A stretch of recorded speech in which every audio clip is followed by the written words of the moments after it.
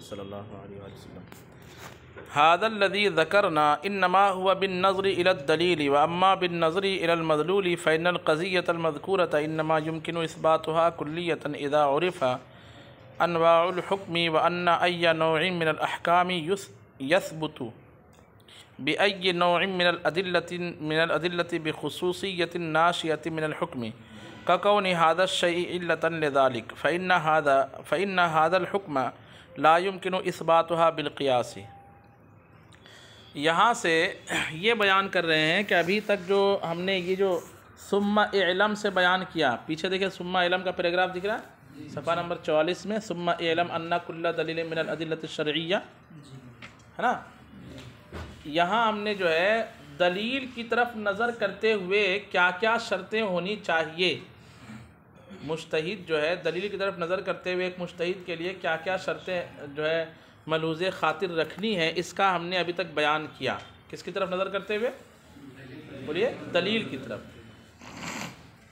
یعنی اس کو ہم قاعدہ کلیہ بنانا چاہیں گے، اصول فقہ بنانا چاہیں گے کسی چیز کو، تو اس کے لیے کیا کیا شرطیں ہیں، تو ہم نے بتائی کہ وہ منسوخ نہیں ہونی چاہیے، معارض مساوی یا معارض راجح نہیں ہونی چاہیے، وہ قیاس ایسی نہیں ہونی چاہیے کہ جو مجتہدین کے اجماع کے خلاف ہو، ہے نا، یہ ساری باتیں کی۔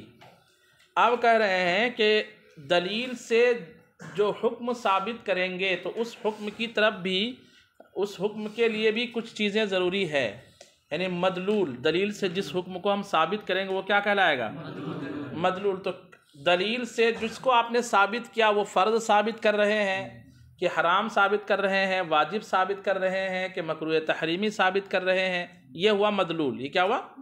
تو مدلول جو ہے کس ٹائپ کا مدلول؟ مدلول کا تعلق حکم کے، یعنی جو حکم آپ نے ثابت کیا اس حکم کا تعلق حکم کے کس قسم سے ہے؟ حکم کی حکم جو ہے فرض بھی ہے، حکم واجب بھی ہے، حکم سنت بھی ہے، حکم مؤکدہ غیر مؤکدہ بھی ہے، نفل بھی ہے۔ سمجھ بات آ رہی ہے؟ وہ جو پیچھے ہم نے 5 قسمیں پڑھی، کتنے 6 قسمیں فعل مکلف کے جو کرنے اور نہ کرنے کے اعتبار سے کتنی قسمیں پڑھی پیچھے ہم نے؟ اصل میں قسم 6 ہیں اور کرنے نہ کرنے کے اعتبار سے کیا ہیں؟ 12، اور اعلیٰ حضرت نے اس میں کچھ اضافہ کیا ہے، ٹھیک ہے؟ تو وہ یہ احکام ہے کہ جس دلیل سے آپ کس دلیل سے کس طرح کا حکم ثابت کرو گے، وہ حکم کس قسم سے تعلق رکھے گا، یہ بھی ضروری ہے، ٹھیک ہے؟ اچھا، اسی طریقے سے کس ٹائپ کی دلیل سے کس ٹائپ کا حکم ثابت کرنا ہے یہ بھی مجتہد کے لیے ضروری ہے۔ یعنی آپ جو ہے حکم ثابت کرنا چاہتے ہو فرض، اور دلیل لا رہے ہو جو قطعی نہیں ہے، ظنی ہے۔ دلیل کیسی ہے؟ جیسے مثال کے طور پر خبر واحد سے آپ کیا ثابت کرنا چاہو؟ فرض ثابت کر، یہ نہیں چلے گا، ٹھیک ہے؟ اب وہ قاعدہ کلیہ نہیں بن پائے گا۔ تو قاعدہ کلیہ بنانے کے لیے کہ اس سے ہم اس چیز کو فرض ثابت کریں، واجب ثابت کریں، تو جس طرح کا حکم ثابت کرنا چاہتے ہیں اسی طرح کی کیا ہونی چاہیے؟ فرض ثابت کرنا چاہتے ہیں حکم، تو اس کے لیے دلیل بھی اسی معیار کی ہونی چاہیے۔ اگر آپ واجب حکم ثابت کرنا چاہتے ہیں تو اس کے لیے دلیل اسی کیٹیگری کی ہونی چاہیے۔ سنت ثابت کرنا چاہتے ہیں، حرام ثابت کرنا چاہتے ہیں، مکروہ تحریمی ثابت کرنا چاہتے ہیں، ایسی کسی چیز کو کفر ثابت کرنا چاہتے ہیں تو اس کے لیے بھی دلیل اسی معیار کی ہونی چاہیے۔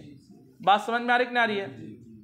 تو اب دلیل کی طرف نظر کرتے ہوئے کچھ ابھی تک جو باتیں کی گئی تھی، اب مدلول کی طرف نظر کرتے ہوئے کچھ باتیں کی جائے گی، یعنی حکم۔ اچھا، اس کے بعد مدلول کے ساتھ ساتھ محکوم بھی اور محکوم علیہ کی طرف نظر کرتے ہوئے کس چیزوں کا لحاظ رکھنا ضروری ہے۔ مثال کے طور پر آپ نے یہ ثابت کر دیا کہ وضو میں 4 چیزیں فرض ہیں، کس دلیل سے؟ اس قرآن پاک کی اس نص سے جو ہے ثابت کر دیا کہ وضو میں 4 چیزیں کیا ہے؟ فرض، یہ ثابت کر دیا۔ لیکن ایک شخص وہ ہے جو پانی کے استعمال پر قادر ہی نہیں ہے، تو کیا اس پر بھی وضو فرض ہو جائے گا؟ تو مکلف کو بھی دیکھنا پڑے گا۔ کس کو دیکھنا پڑے گا؟ یعنی جس کو ہم کہتے ہیں محکوم علیہ، جس پر یہ حکم ثابت کر رہے ہیں اس کی حالت بھی دیکھنی پڑے گی نا، کہ اس کی حالت جو اس حکم کو ادا کرنے کے لیے صحیح ہے یا نہیں ہے۔ اس کی حالت اگر سفر کی ہے تو پھر آپ 4 رکعت فرض نہیں بول سکتے نماز اس پر۔ جمعہ کی فرضیت اس پر واجب فرض نہیں، جمعہ کو اس پر فرض نہیں کر سکتے ہیں، تو مکلف کو بھی دیکھنا پڑے گا۔ اچھا مکلف جو ہے جس کام کو انجام دے رہا ہے وہ کام کیسا ہے، حقوق العباد سے اس کا تعلق ہے یا حقوق اللہ سے اس کا تعلق ہے، یہ بھی دیکھنا پڑے گا۔ اگر آپ اس کا تعلق سزا سے ہے یا معاملات سے ہے یا عبادات سے، یہ بھی دیکھنا پڑے گا۔ اگر اس کا تعلق سزا سے ہے، حدود سے ہے، تو وہ قیاس سے ثابت نہیں ہوگا۔ حدود قیاس سے ثابت ہوتے ہیں کیا؟ یعنی قیاس سے ثابت ہے کیا کہ 100 کوڑے ہی کیوں مارے جائیں چور کو، زانی کو؟ اگر قیاس سے ثابت کریں گے تو آپ کنفیوز ہوتے رہو گے کہ 100 کوڑے کیوں، 99 کیوں نہیں اور 1 سے 1 کیوں نہیں، ہے کہ نہیں؟ تو اس طرح کی چیزیں کئی ہوگی جس میں قیاس کا کوئی دخل نہیں ہو پائے گا۔ تو یہ ساری چیزیں دیکھنی پڑے گی۔ حکم کو دیکھنا پڑے گا، کس کو دیکھنا پڑے گا؟ حکم کی قسم کو دیکھنا پڑے گا، اس کی علت کو دیکھنی پڑے گی، کس علت سے آپ حکم ثابت کر رہے ہیں۔ محکوم بہی کو دیکھنا پڑے گا کہ جس چیز کو آپ ثابت کر رہے ہیں وہ عبادات سے اس کا تعلق ہے یا معاملات سے اس کا تعلق ہے یا عقوبات سے اس کا تعلق ہے۔ محکوم علیہ کو دیکھنا پڑے گا کہ جس پر آپ یہ حکم ثابت کرنا چاہتے ہیں اس کی حالت کیسی ہے، مسافر ہے، مقیم ہے، صحیح ہے، تندرست ہے، بالغ ہے، نابالغ ہے۔ آپ سب پر زکوٰۃ فرض کر دیں گے کیا؟ بلکہ دیکھنا پڑے گا کہ مالک نصاب ہے یا نہیں ہے۔ سب کو مستحق زکوٰۃ بول دیں گے کیا؟ نہیں ہے۔ دیکھنا پڑے گا کہ وہ غنی ہے یا نہیں ہے۔ تو اس طرح ساری چیزیں، یعنی صرف دلیل ہی کی طرف نظر کرتے ہیں، یہ ساری باتیں نہیں دیکھنی پڑتی مجتہد کو، بلکہ دلیل سے جو حکم ثابت کر رہے ہیں اس کو بھی دیکھنا پڑتا ہے، حکم کی قسمیں دیکھنی پڑتی ہے، اس کی علت دیکھنی پڑتی ہے، محکوم بہی دیکھنا پڑتا ہے، محکوم علیہ کو دیکھنا پڑتا ہے۔ یہ تمام چیزوں کا لحاظ کر کے جب قیاس کریں گے اور دلیل اختیارانی کے طور پر قیاس کریں گے، تب اس کا جو کبریٰ ہوگا وہ کیا کہلائے گا؟ اصول فقہ کہلائے گا۔ یا دلیل استثنائی، اگر کیا بولتے ہیں اس کو، قیاس استثنائی سے اگر قیاس کریں گے تو اس کا جو تالی ہوگا، ملازمہ ہوگا، وہ کیا ہوگا؟ قضیہ ہوگا۔ بات سمجھ میں آ رہی کہ نہیں آ رہی جناب؟ یہ ساری چیزیں دیکھنی پڑتی ہے مجتہد کو۔ دیکھیے کہتے ہیں ھذا الذی ذکرناہ انما ہوا بالنظر الی الدلیل، یہ سب باتیں جو ابھی ہم نے ذکر کی ہے وہ کدھر نظر کرتے ہوئے تھی؟ دلیل کی طرف نظر کرتے ہوئے تھی کہ دلیل ایسی ہو، دلیل ایسی، دلیل ایسی ہو۔ کہ مقلد کی دلیل اس کا مجتہد کا قول ہوتا ہے، مجتہد کی جو دلیل ہوتی ہے وہ اس کے لیے یہ شرطیں ہونی چاہیے، وہ ادلہ اربعہ ہے، قرآن، اجماع، سنت رسول ہے، یہ اس کے لیے دلیل ہے، اس طرح کی چیزیں۔ فاما بالنظر الی المدلول، لیکن نظر کرتے ہوئے کدھر؟ مدلول کی طرف۔ فإن القضیۃ المذکورۃ انما یمکن اثباتها کلیۃ، تو قضیہ مذکورہ کا کلیہ کے طور پر ثابت کرنا اس وقت ممکن ہے اذا عرف انواع الحکم، نمبر 1، جب سب سے پہلے کیا پہچانا جائے؟ کس کو پہچانا جائے؟ حکم کی قسم کو پہچانا جائے، ایک۔ وَأَنَّ أَيَّ نَوْعٍ مِّنَ الْأَحْكَامِ يَثْبُتُ بِأَيِّ نَوْعٍ مِّنَ الْأَدِلَّةِ، اور کس طرح کے احکام سے، وَأَنَّ أَيَّ نَوْعٍ مِّنَ الْأَحْكَامِ، اور حکم کی کون سی قسم ثابت ہوگی، اور حکم کی کون سی قسم ثابت ہوگی، بِأَيِّ نَوْعٍ مِّنَ الْأَدِلَّةِ، کس طرح کی دلیل، کس قسم کی دلیل سے، کس قسم کی دلیل سے، بخصوصیت ناشیت من الحکم، ایسی خصوصیت کی وجہ سے جو حکم سے پیدا ہو رہی ہے۔ حکم سے جیسی خصوصیت، اگر حکم کی خصوصیت فرض کی ہے تو دلیل بھی فرض کے معیار کی ہونی چاہیے، حکم کی خصوصیت واجب کی ہے تو دلیل بھی واجب کی ہونی چاہیے۔ اور کیا ضروری ہے؟ یہ 3 چیزیں ضروری ہے۔ وَكَكَوْنِ هَذَا الشَّيْءِ عِلَّةً، ریکارڈنگ، کَكَوْنِ هَذَا الشَّيْءِ عِلَّةً لِذَلِكَ، جیسے یہ بات کہ یہ چیز اس چیز کے لیے کیا ہے؟ علت ہے، یہ چیز اس چیز کے لیے۔ فَإِنَّ هَذَا الْحُكْمَ لَا يُمْكِنُ إِثْبَاتُهُ بِالْقِيَاسِ بَلْ بِالنَّصِّ، تو یہ حکم ایسا ہے کہ جس کا اس بات کرنا قیاس سے نہیں ہوگا بلکہ کس سے ہوگا؟ نص سے ہوگا۔ کہ نص کسی چیز پر وارد ہو تو اس نص منصوص علیہ مسئلے سے آپ کو کیا نکالنی پڑے گی؟ علت نکالنی پڑے گی۔ تو علت کا نکالنا کہ یہ شے اس چیز کے لیے علت ہے، یعنی سکر جو ہے حرمت کی علت ہے۔ سکر کیا ہے؟ یہ ڈائریکٹ نہیں نکلا، کب نکلا؟ جبکہ شراب کی حرمت پر کیا وارد ہوئی؟ نص وارد ہوئی۔ بات سمجھ میں آ رہی کہ نہیں آ رہی؟ ایسا نہیں کہ مجتہد جو کسی بھی چیز کو کسی بھی چیز کے لیے کیا بنا لے، اپنے قیاس سے علت بنا لے، ایسا نہیں چلے گا۔ ثم المباحث المتعلقۃ بالمحکوم بہ، پھر وہ بحثیں ہوں گی جو متعلق ہوتی ہے کس چیز سے؟ محکوم بہ سے۔ کس چیز سے؟ محکوم بہ کیا؟ وہ فعل المکلف، اور محکوم بہ چیز کیا ہے؟ جیسے بندے کا نماز پڑھنا، فعل ادائے نماز، یہ کیا ہے؟ محکوم بہ ہے۔ کَکَوْنِهِ عِبَادَةً او عقوبةً، جیسے فعل مکلف کا کیا ہونا کہ وہ عبادت ہے یا کیا ہے؟ سزا ہے، وَنَحْوِ ذَلِكَ، یا اس کے مثل معاملات ہے، یہ دیکھنا پڑے گا۔ مما يندرج فی کلیتی تلک القضیہ، یہ ان چیزوں میں سے ہے جو مندرج ہوتی ہے اس قضیہ کے ضمن میں، اس قضیہ کلیہ کے ضمن میں۔ کیوں؟ فإن الأحکام تختلف باختلاف افعال المکلفین، اس لیے کہ مکلفین کے افعال کے اختلاف سے احکام کیا ہو جاتے ہیں؟ مختلف ہو جاتے ہیں۔ فإن العقوبات لا يمكن ایجابها بالقیاس، جیسے عقوبات ہے کہ اس کا ایجاب قیاس سے نہیں ہو سکتا، عقوبات کا ایجاب قیاس سے نہیں ہو سکتا۔ ثم المباحث المتعلقۃ بالمحکوم علیہ، پھر کچھ مباحث ایسے ہوں گے جو کس سے متعلق ہوں گے؟ محکوم علیہ سے ہوں گے۔ وہو المکلف، اور محکوم علیہ کون ہوتا ہے؟ جس پر شریعت نے حکم وارد کیا، مکلف۔ کمعرفت الاہلیت، جیسے اہلیت کی پہچان، پتہ چلا آپ کافر پر نماز فرض کر رہے ہیں، تو کافر نماز کی فرضیت کا اہل ہی نہیں ہے، اہلیت ہونی چاہیے۔ کمعرفت اہلیت والعوارض، اور عوارض کی معرفت، کہ آپ جو ہے نماز جمعہ مسافر پر فرض کر دے رہے ہیں یا معذور پر فرض کر دے رہے ہیں، تو معذور پر عذر عارض ہوا، تو عارض کے سبب سے بھی احکام میں کیا آ جاتی ہے؟ بولو بھائی، تبدیلی آ جاتی ہے نا۔ ایک عورت پر نماز فرض ہے، حیض کا عارضہ ہو جائے تو اب نماز فرض نہیں ہوگی نا اس کے اوپر۔ بات سمجھ میں آ رہی ہے؟ والعوارض، اور عوارض کی پہچان، التی تعرض علی الاہلیتی، جو اہلیت پر عارض ہوتی ہے، سماویتاً او مکتسبتاً، کہ وہ عارض جو ہے سماوی ہے یا کسبی ہے، سماوی ہے یا کسبی ہے۔ سماوی ہو تو حکم الگ ہو جائے گا، جیسے ٹرین کا رکنا، مفتی نظام الدین نے کیا کہا؟ یہ سماوی ہے، بندے کے اختیار میں نہیں ہے، نہیں کہا گیا، کہا کہ انہوں نے بندے کے اختیار میں ہوتا تو حکم الگ ہو جاتا نا، تو اختیاری کو مکتسبی، اکتسابی نام دے دیجیے، اور اللہ کے اختیار میں ہے، قدرت کے ہاتھ، قدرتی ہے، یعنی اس کا روکنا بندے کے اختیار میں نہیں ہے، بندے کے اختیار میں نہیں ہے، تو پھر وہ عذر سماوی ہو جاتا ہے۔ کیا ہو جاتا ہے؟ عذر سماوی ہو جاتا ہے۔ تو اہلیت پر جو چیز عارض ہوتی ہے اس کو بھی پہچاننا، جیسے وہ عارض سماوی ہے یا اکتسابی ہے۔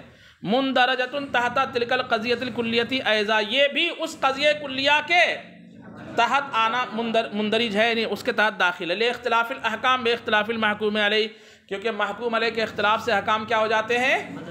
مختلف ہو جاتے ہیں۔ وبالنظر الی وجود العوارض وعدمها، اور عوارض کے پائے جانے کی طرف نظر کرتے ہوئے اور اس کے عدم کی طرف نظر کرنے سے بھی احکام کیا ہو جاتے ہیں؟ عارض ہے تو حکم الگ ہو جائے گا، اور عارض نہیں ہے تو حکم الگ ہو جائے گا۔ ٹھیک ہے؟ محکوم علیہ کے اختلاف سے محکوم علیہ مسافر ہے، محکوم علیہ مقیم ہے، دونوں کا حکم کیا ہوگا؟ محکوم علیہ پر جو ہے بیماری کا عارضہ ہے اور ایک پر بیماری کا عارضہ نہیں ہے، دونوں کا حکم کیا ہوگا؟ الگ ہو جائے گا۔ سب پر وضو فرض نہیں قرار دیں گے، ایک آدمی ٹھنڈ سے مر رہا ہے تو اس کو کہیں گے تم کیا کر لو؟ تیمم کر لو۔ تو اس طرح حکم سب کے لیے الگ الگ ہوتا چلا جائے گا۔ تو اب یہ ساری چیزوں کا جب یہ پانچوں چیزیں اور دلیل کی جو شرطیں ہیں، یہ تمام چیزوں کو مجتہد ذہن میں رکھتے ہوئے ایک مسئلے کا استنباط کرتا ہے۔ کیا کرتا ہے؟ ہاں، اور کہتا ہے کہ یہ ان شرائط کے ساتھ ان شرطوں پر فلاں شخص پر، جبکہ فلاں شخص کی ایسی حالت ہو تو فرض ہے۔ سمجھ میں آ رہی ہے؟ ڈائریکٹ یہ نہیں کہتے کہ یہ چیز فرض ہے۔ نماز فرض ہے تو دلیل اقیم الصلاۃ، کس پر فرض ہے؟ تو کہا عاقل بالغ مسلمان، بولتے نا یہ سنتے، مطلب عاقل نہ ہو تو یہ تمام چیزیں جو ہے وہ قضیہ کلیہ کے تحت داخل رہیں گی، تب وہ اس اصول فقہ بنے گا، تب وہ فقہ کا ایک قاعدہ بنے گا، اور وہ قاعدہ اپنے تمام جزیات پر فٹ بیٹھتا چلا جائے گا۔ اس پر نماز فرض ہے کیا؟ تو کہا جائے گا کہ کیا اس کی شان ایسی ہے کہ جس پر نماز فرض ہونی چاہیے؟ اقیم الصلاۃ کا یہ مخاطب ہے کیا؟ ہے کہ نہیں؟ مخاطب ہے تو اس پر کوئی عارضہ تو نہیں ہے جو نماز کی فرضیت سے مانے ہے؟ اس طرح دیکھنے کے بعد یہ پانچوں چیزیں اور دلیل کے شرطیں دیکھنے کے بعد ہم کہیں گے کہ ہاں اس پر بھی نماز کیا ہے؟ فرض ہے، یا اس پر نماز فرض نہیں ہے، یوں کہا جائے گا۔ نابالغ ہے اس پر نماز فرض نہیں، پاگل ہے اس پر نماز، تو یہ ساری چیزیں دیکھنی پڑے گی۔ تو اب کیا کہتے ہیں آپ، وہ اب پھر سے دیکھیے وہ دلیل کی جو ہے دلیل کیسے آپ بنائیں گے، وہ یہ قیاس کریں گے نا آپ، تو قیاس کی ترکیب کیسے ہوگی؟ کہتے ہیں فیکون ترکیب الدلیل علی اثبات مسائل الفقہ، تو فقہ کے مسائل کے اثبات پر دلیل کی ترکیب ایسے ہوگی، بالشکل الاولی، شکل اول کے اعتبار سے، ہاکذا ایسے ہوگی۔ کیسے ہوگی؟ دیکھیے، ھذا الحکم ثابت، یہ فقہی مسئلہ ہے، یہ حکم ثابت ہے، یا جیسے ہم نے کہا اس پر نماز فرض ہے، یہ حکم ثابت ہے مطلب اس پر نماز، اس شخص پر نماز فرض ہے، یہ حکم ثابت ہے۔ کیسے؟ لأنہ حکم ھذا شانہ، اس لیے کہ یہ حکم ایسا ہے کہ جس کی ایسی شان ہے، یعنی نماز ایسی چیز ہے جس کی فرضیت نص قطعی سے کیا ہے؟ یعنی یہ انہوں نے کیا کیا ہے کہ فارمولہ بیان کرتے ہیں، میں اس کے تحت مثال بھی بیان کرتے چلے جا رہا ہوں۔ یہ حکم ایسا ہے کہ جس کی یہ شان ہے، یعنی نماز کا فرض ہونا ایسا حکم ہے کہ جس کی یہ شان ہے کہ اس کا ثبوت کس سے ہے؟ نص قطعی سے ہے۔ متعلق بفعل ھذا شانہ، اور نماز کا تعلق ایسے کام سے ہے جس کی یہ شان ہے، یعنی جو عبادت، جس کا تعلق عبادت سے ہے، جس کا تعلق عقوبات سے نہیں، جس کا تعلق معاملات سے نہیں ہے۔ وَهَذَا الْفِعْلُ صَادِرٌ مِّن مُكَلَّفٍ، اور یہ فعل کا صدور کس سے ہو رہا ہے؟ مکلف سے، اور ایسا مکلف ھذا شانہ، جس کی یہ، یعنی وہ نابالغ نہیں، وہ کافر نہیں، وہ پاگل نہیں، بات سمجھ میں آ رہی ہے؟ یہ نہیں ہے۔ وَلَمْ يُوجَدِ الْعَوَارِض، اور اس پر کوئی عوارض بھی اس کے ساتھ، وہ بے ہوش نہیں ہے، وہ بیمار نہیں ہے، عوارض بھی نہیں ہے۔ المانعۃ من ثبوت ھذا الحکم، جو عوارض اس حکم کے ثبوت سے کیا ہو؟ وَيَدُلُّ عَلَى ثُبُوتِ ھذا الحکم قیاس، اور اس حکم کے ثبوت پر جو ہے قیاس دلالت کر رہا ہے، ھذا شانہ، جس قیاس کی کیا ہے؟ ایسی شان ہے۔ یہ ھذا ہوا الصغریٰ، اتنا بھی کیا بنا؟ یہ دلیل کا ایک مقدمہ بنا، دلیل کا۔ ثم الکبریٰ قولنا، پھر کبریٰ کیا بنے گا؟ ہمارا یہ قول بنے گا، کیا؟ کل حکم موصوف بالصفات المذکورۃ یدل علی ثبوتہ القیاس الموصوف، الی آخر نہیں لکھا گیا اس میں، ایسا ہونا چاہیے، کل حکم موصوف بالصفات المذکورۃ یدل علی ثبوتہ القیاس الموصوف فهو ثابت، یہ جو ہے کبریٰ بھی ہوا، اور یہی کیا بنا؟ قضیہ کلیہ بنا، یہی اصول فقہ ہے، یہی فقہی قاعدہ بنا، یہی جو ہے قواعد بولے کہ اصول فقہ نام ہے کس کا؟ ان قواعد کا جن کے ذریعے سے ہم کہاں تک پہنچے؟ فقہ تک پہنچ سکے، تو یہی قاعدہ ہے، اصل فقہ یہی ہے، یہی قواعد ہے، یہی قاعدہ کلیہ ہے، یہی ضابطہ ہے۔ کہتے ہیں کہ کبریٰ کیا بنے گا؟ کل حکم موصوف بالصفات المذکورہ، ہر ایسا حکم جو صفات مذکورہ سے کیا ہو؟ موصوف ہو، جس کے ثبوت پر قیاس موصوف دلالت کر رہا ہے، یعنی ایسا قیاس جس کی یہ شان ہے دلالت کر رہا ہو، فهو ثابت، تو وہ چیز کیا ہوگی؟ ثابت ہوگی۔ اور یہاں پر بھی معاملہ ایسا ہے، یہ چیز ثابت ہے۔ وعلیکم السلام۔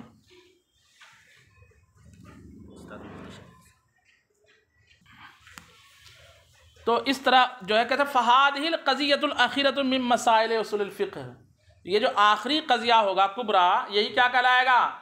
اصول فقہ کے مسائل میں سے ہوگا، یعنی اصل فقہ ہوگا۔ یہ تو ہوا قیاس اقترانی کے طور پر، کس طور پر؟ اسی کو قیاس استثنائی میں لے لیجئے، کاپی میں لکھ کر کے اور سمجھ لیجئے گا اس کو دلیل کے طور پر۔ وَبِطَرِيقِ الْمُلَازَمَةِ هَكَذَا، اور قیاس استثنائی کے طور پر اس طریقے سے اس کا ثبوت ہوگا۔ کلما وجد قیاس موصوف بهذه الصفات، کہ جب ایسا قیاس پایا جائے جو ان صفات سے کیا ہو؟ دال علی حکم موصوف بهذه الصفات، اور دلالت کرے ایسے حکم پر جو موصوف ہو ان صفات سے ایسے حکم، یعنی ان صفات سے مراد معاملات سے ہے یا عقوبات سے ہے یا عبادات سے ہے، یثبت ذالک الحکم، تو وہ حکم کیا ہو جائے گا؟ ثابت ہو جائے گا. یہ ہوا مقدم. یہ کیا ہوا؟ لیکنہ وجد القیاس الموصوف الموصوف بہذه الصفات یثبت ذالک الحکم. یہ پوری عبارت نہیں دی انہوں نے، لیکن وہ قیاس پایا گیا جو موصوف ہے ان صفات سے، تو یہ حکم کیا ہو جائے گا؟ ثابت ہو جائے گا. یثبت ذالک الحکم آگے نہیں دیا انہوں نے، الی آخری کر دیا گیا. تو یہ جو تالی ہے لیکنہ وجد القیاس الموصوف، اس کے اب آگے کی عبارت لگائیں گے الموصوف بہذه الصفات یثبت ذالک الحکم. لیکن یہ قیاس چونکہ جو موصوف ان صفات سے ثابت ہے تو حکم بھی کیا ہو جائے گا؟ ثابت ہو جائے گا. فیکون الحکم ثابتا، تو حکم کیا ہو جائے گا؟ ثابت ہو جائے گا. اس طرح سے فعلم ان جميع المباحث المتقدمة مندرجة تحت تلك القضية الكلية المذكورة. تو جان لیا گیا کہ یہ تمام مباحث جو پیچھے گزر چکے ہے نا، یہ ماتحت ہے، داخل ہے اسی قضیہ کلیہ کے تحت جو مذکور ہوا. التی ہی احدی مقدمۃ الدلیل، جو دلیل کے دو مقدموں میں سے ایک مقدمہ ہوتا ہے مسائل فقہ پر. تو چاہے آپ جو ہے اس کو قیاس کرتے وقت ان شرائط کا ذکر کرو یا نہ کرو، بہرحال ذکر کرو تو بھی ٹھیک ہے، مندرج ہی ہے، نہ کرو تو بھی ان چیزوں کی کیا کرنی پڑتی ہے؟ مجتہد کو رعایت کرنی پڑتی ہے. ان تمام چیزوں کی، حکم کی قسم کی، حکم کی علت کی، محکوم بھی کی اور محکوم علیہ کی، سب کی رعایت کرنی پڑتی. فعلم ان جمیع المباحث المتقدمۃ، تو جان لیا گیا کہ پہلے کے تمام مباحث داخل ہیں تحت تلک القضیۃ الکلیہ، اسی قضیہ کلیہ کے تحت المذکورہ جس کا ذکر کیا گیا. التی ہی احدی مقدمۃ الدلیل، جو دلیل کے دو مقدموں میں سے ایک مقدمہ ہوتا ہے مسائل فقہ پر. فہذا معنی التوسل القریب المذکور، تو وہ جو توسلاً کا لفظ آیا ہے تو یہی معنی ہے توسل قریب مذکور کا. صلو علی الحبیب صلی اللہ تعالی.